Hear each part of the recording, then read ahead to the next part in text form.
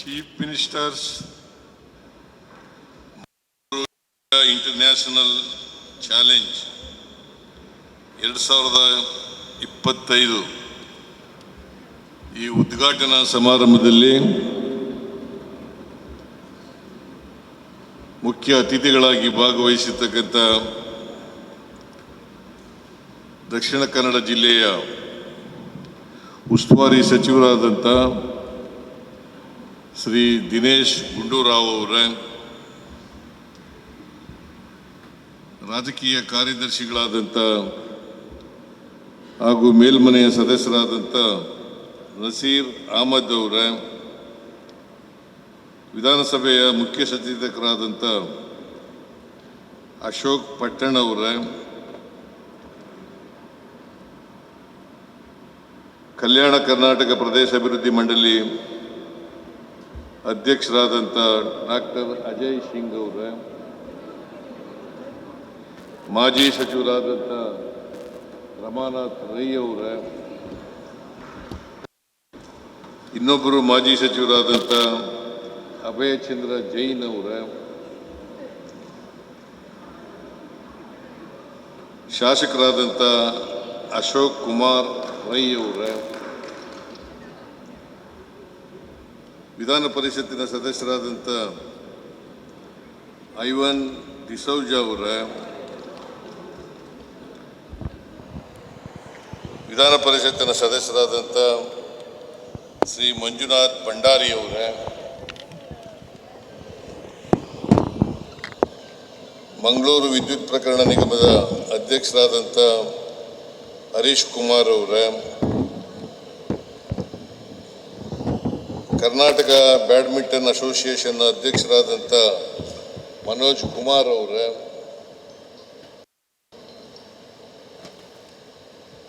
ದಕ್ಷಿಣ ಕನ್ನಡ ಜಿಲ್ಲೆಯ badminton association ಅಧ್ಯಕ್ಷರಾದಂಥ ಸಂತೋಷ್ ಕುಮಾರ್ ಶೆಟ್ಟಿ ಅವರೇ,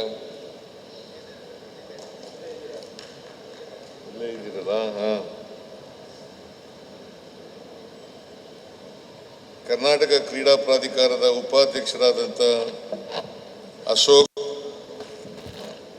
ಅರುಣ್ ಮಾಚಯ್ಯ ಅವರೇ, ಕರಾವಳಿ ಅಭಿವೃದ್ಧಿ ಪ್ರಾಧಿಕಾರದ ಅಧ್ಯಕ್ಷರಾದಂಥ ಶ್ರೀ ಗಫೂರ್ ಅವರೇ, ಗೇರು ಅಭಿವೃದ್ಧಿ ನಿಗಮದ ಅಧ್ಯಕ್ಷರಾದಂಥ ಮಮತಾ ಗಟ್ಟಿ ಅವರೇ,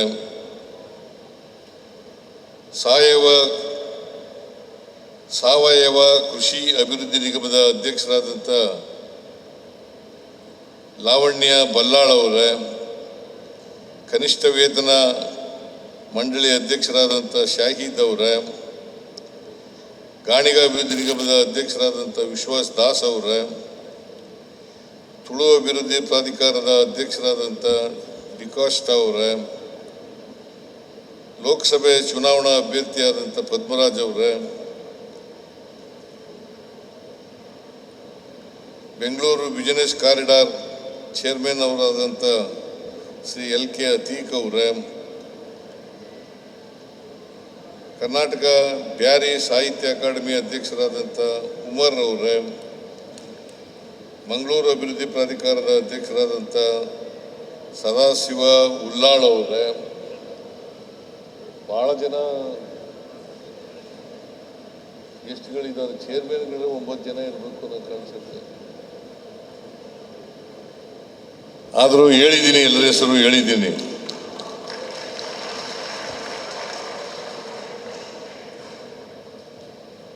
ಈ ಪಂದ್ಯಾವಳಿನಲ್ಲಿ ಭಾಗವಹಿಸಿರ್ತಕ್ಕಂಥ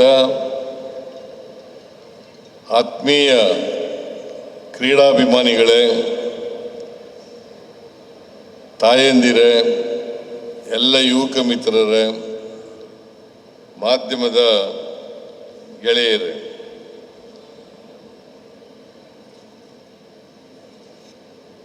chief ministers Mangalore India international challenge 2025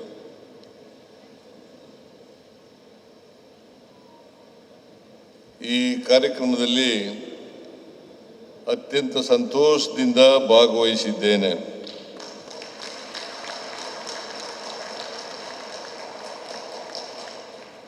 ನಿಮ್ಮೆಲ್ಲರಿಗೂ ಕರ್ನಾಟಕ ರಾಜ್ಯೋತ್ಸವದ ಶುಭಾಶಯಗಳನ್ನು ಹೇಳಲಿಕ್ಕೆ ಬಯಸ್ತಾ ಇದ್ದೇನೆ. 1ನೇ ತಾರೀಕು ನವೆಂಬರ್ 1ನೇ ತಾರೀಕು ಕರ್ನಾಟಕ ರಾಜ್ಯೋತ್ಸವದ 70ನೇ ದಿನವನ್ನು ಆಚರಣೆ ಮಾಡ್ತಾ ಇದ್ದೀವಿ. 70ನೇ ವರ್ಷ ಆಚರಣೆ ಮಾಡ್ತಾ ಇದ್ದೀವಿ. ಅದಕ್ಕಾಗಿ ರಾಜ್ಯದ ಜನತೆಗೆ ಮತ್ತು ನಿಮಗೆ ಕರ್ನಾಟಕ ರಾಜ್ಯೋತ್ಸವದ ಶುಭಾಶಯಗಳನ್ನು ಕೋರಲಿಕ್ಕೆ ಬಯಸ್ತಾ ಇದ್ದೇನೆ.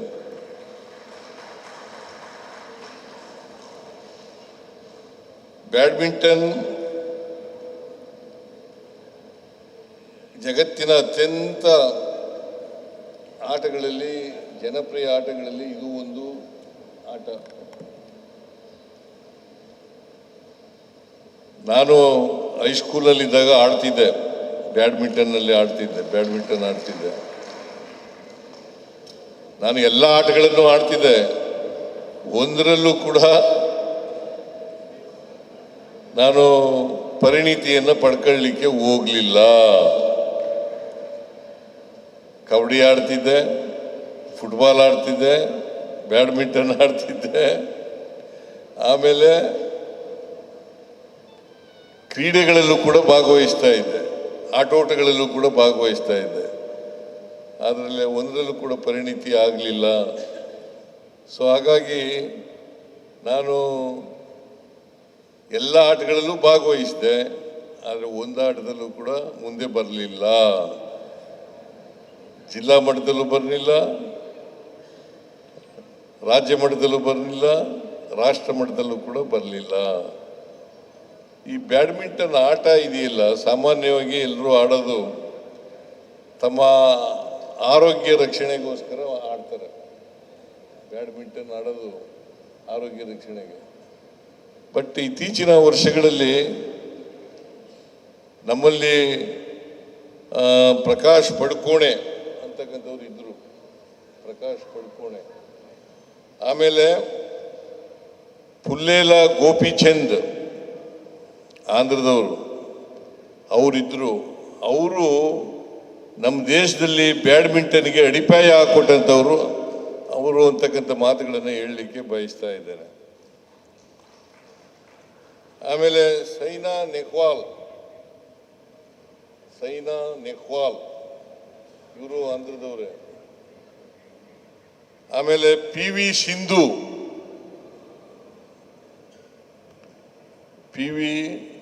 ಸಿಂಧು ಇವರು ಒಲಿಂಪಿಕ್ಸ್ನಲ್ಲಿ ಪದಕವನ್ನು ಭಾರತ ದೇಶಕ್ಕೆ ತಂದುಕೊಟ್ಟವರು. ಅವರು ಈವರೆಗೂ ಕೂಡ ನನ್ನ ಪರವಾಗಿ, ನಿಮ್ಮೆಲ್ಲರ ಪರವಾಗಿ, ರಾಜ್ಯದ ಜನತೆಯ ಪರವಾಗಿ ಧನ್ಯವಾದಗಳನ್ನು ಹೇಳಲಿಕ್ಕೆ ಬಯಸ್ತಾ ಇದ್ದೇನೆ. ಬಹುಶಃ ಅಂತಾರಾಷ್ಟ್ರೀಯ ಮಟ್ಟದ ಪಂದ್ಯ ನಡೀತಾ ಇರ್ತಕ್ಕಂಥದ್ದು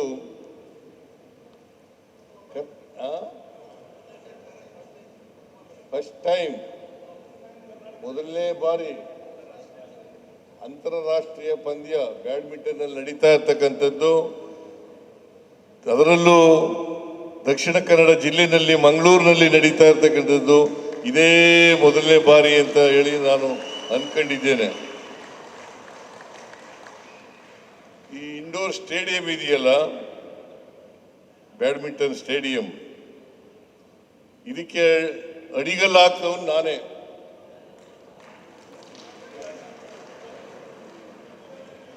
ಉದ್ಘಾಟನೆ ಮಾಡಿದವನು ನಾನೇನೆ. ಹಿಂದೆ ಮುಖ್ಯಮಂತ್ರಿ ಆಗಿರುವಾಗ ಇದಕ್ಕೆ ಅಡಿಗಲ್ಲು ಹಾಕಿದ್ದೆ. ಸುಮಾರು 35 ಕೋಟಿ ರೂಪಾಯಿಗಳ ಅಂದಾಜಿನಲ್ಲಿ ಈ ಬ್ಯಾಡ್ಮಿಂಟನ್ ಇಂಡೋರ್ ಸ್ಟೇಡಿಯಂ ಅನ್ನು ಮಾಡಬೇಕು ಅಂತೇಳಿ ತೀರ್ಮಾನ ಮಾಡಿದವು. ಪ್ರಾಜೆಕ್ಟ್ ಕಾಸ್ಟ್ 35 ಕೋಟಿ. ಈ BJP ಅವರು ಬಂದ್ರಲ್ಲ, ಇದನ್ನ ಕಡಿಮೆ ಮಾಡಿಬಿಟ್ರು, 20 ಕೋಟಿಗೆ ಮಾಡಿಬಿಟ್ರು. ಆಮೇಲೆ ದುಡ್ಡು ಖರ್ಚು ಮಾಡಲಿಲ್ಲ, ಕಂಪ್ಲೀಟು ಮಾಡಲಿಲ್ಲ. ಮತ್ತೆ ನಾನು ಮುಖ್ಯಮಂತ್ರಿ ಆದಮೇಲೆ ಇದಕ್ಕೆ 15 ಕೋಟಿ ರೂಪಾಯಿಗಳನ್ನು ಕೊಟ್ಟು ಪೂರ್ಣಗೊಳಿಸ್ತಕ್ಕಂಥ ಕೆಲಸ ಆಯಿತು. ಮತ್ತೆ ನಾನೇ ಉದ್ಘಾಟನೆ ಮಾಡಿರ್ತಕ್ಕಂಥ ಅವಕಾಶನೂ ಕೂಡ ಸಿಕ್ತು. ಒಂದು ಒಳ್ಳೆ ಇಂಡೋರ್ ಬ್ಯಾಡ್ಮಿಂಟನ್ ಸ್ಟೇಡಿಯಂ ಇಲ್ಲಿ ಆಗಿರ್ತಕ್ಕಂಥದ್ದು ಬಹಳ ಸಂತೋಷದ ವಿಚಾರ.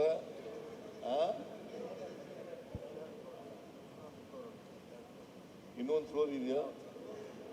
ಇನ್ನೂ ಒಂದು ಫ್ಲೋರ್ ಇದೆ. ನಮ್ಮ ಸರ್ಕಾರ ಕ್ರೀಡೆಗೆ ಎಲ್ಲ ರೀತಿಯ ಸಹಕಾರವನ್ನು ಕೊಡ್ತೀವಿ. ನಾವು ಇವತ್ತು ಎಲ್ಲ ಆಟಗಳಲ್ಲಿ 2% ರಾಷ್ಟ್ರೀಯ ಅಂತಾರಾಷ್ಟ್ರೀಯ ಪಂದ್ಯಗಳಲ್ಲಿ ಭಾಗವಹಿಸಿದವರಿಗೆ 2% ಹುದ್ದೆಗಳನ್ನು ಮೀಸಲಿಡ್ತಕ್ಕಂಥ ಕೆಲಸವನ್ನ ಮಾಡ್ತೇವೆ. ಪೊಲೀಸ್ ಇಲಾಖೆಯಲ್ಲಿ ಡಿವೈಎಸ್ಪಿ, ಸಬ್ ಇನ್ಸ್ಪೆಕ್ಟರ್ಸ್, ಕಾನ್ಸ್ಟೇಬಲ್ಸ್ ಇವುಗಳಿಗೆ 2-3% ಹೆಚ್ಚು ಮಾಡ್ತಕ್ಕಂಥದ್ದನ್ನು ಮಾಡಿ ಈಗಾಗಲೇ 11 ಜನರಿಗೆ ನಾವು ಈ ಸರ್ಕಾರದ ಉದ್ಯೋಗ ಕೊಡ್ತಕ್ಕಂಥ ಪತ್ರವನ್ನು ಕೊಟ್ಟಿದ್ದೇವೆ ಅಂತಕ್ಕಂಥ ಮಾತುಗಳನ್ನು ಹೇಳಲಿಕ್ಕೆ ನಮ್ಮಲ್ಲಿ ಜನಸಂಖ್ಯೆ ಇದೆ 142 ಕೋಟಿ ಜನಸಂಖ್ಯೆ ಇದ್ದೀವಿ. ಬಹುಶಃ ಇಡೀ ಜಗತ್ತಿನಲ್ಲೇ ವಿ ಆರ್ ನಂಬರ್ 1, ಜಗತ್ತಿನಲ್ಲೇ ನಂಬರ್ 1 ಜನಸಂಖ್ಯೆಯಲ್ಲಿ. ಆದರೆ ಒಲಿಂಪಿಕ್ ಎಷ್ಟು ಪದವಿಗಳನ್ನು ಗೆದ್ದಿದ್ದೀರಿ ಅಂತಂದ್ರೆ ಕಡಿಮೆ. ಅದಕ್ಕೆ ನಾನು ಕರ್ನಾಟಕದಿಂದ ಯಾರು ಒಲಿಂಪಿಕ್ನಲ್ಲಿ ಭಾಗವಹಿಸಿ ಪದಕ ಗೆಲ್ತಾರೆ, ಚಿನ್ನದ ಪದಕ ಗೆದ್ರೆ 5 ಕೋಟಿ ರೂಪಾಯಿಗಳನ್ನು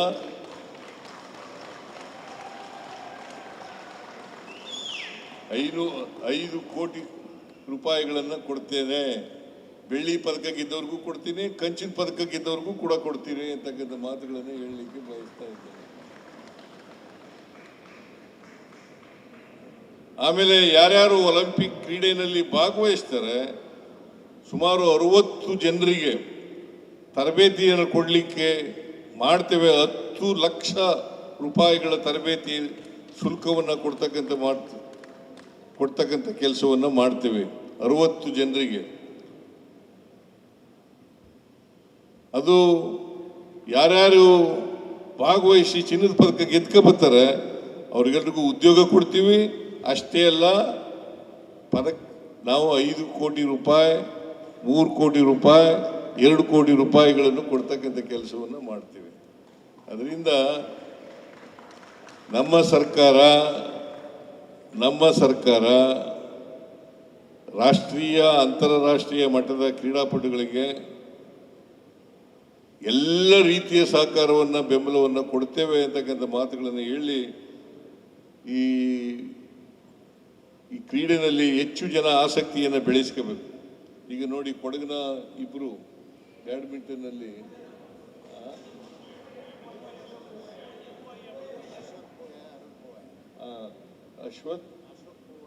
ಅಶೋಕ್ ಪೂವಯ್ಯ, ಅರುಣ್ ಪೂವಯ್ಯ,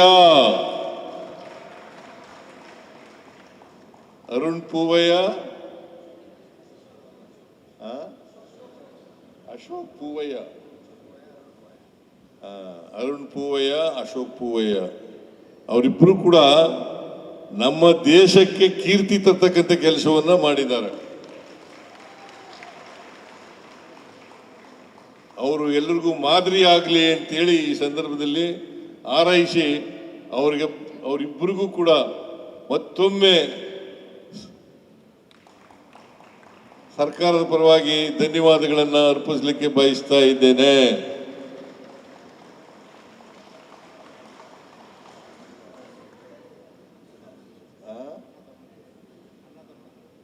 ಮತ್ತೆ ಇಬ್ರು ಅಣ್ಣ ತಮ್ಮಂದಿರು,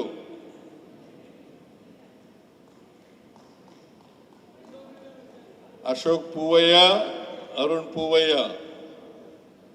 ಯಾರು ದೊಡ್ಡವರು ನಿಮ್ಮಲ್ಲಿ?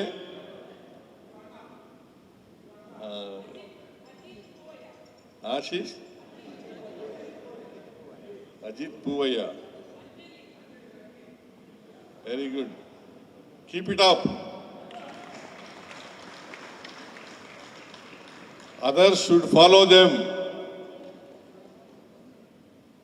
So, ಕ್ರೀಡೆ ಇದೆಯಲ್ಲ, ಕ್ರೀಡೆ ರಾಷ್ಟ್ರ ಮಟ್ಟದಲ್ಲಿ, ಅಂತಾರಾಷ್ಟ್ರ ಮಟ್ಟದಲ್ಲಿ ನೀವು ಪದಕಗಳನ್ನು ತಗೊಬಂದು ಕೊಟ್ಟರೆ ದೇಶದ ಹೆಮ್ಮೆ.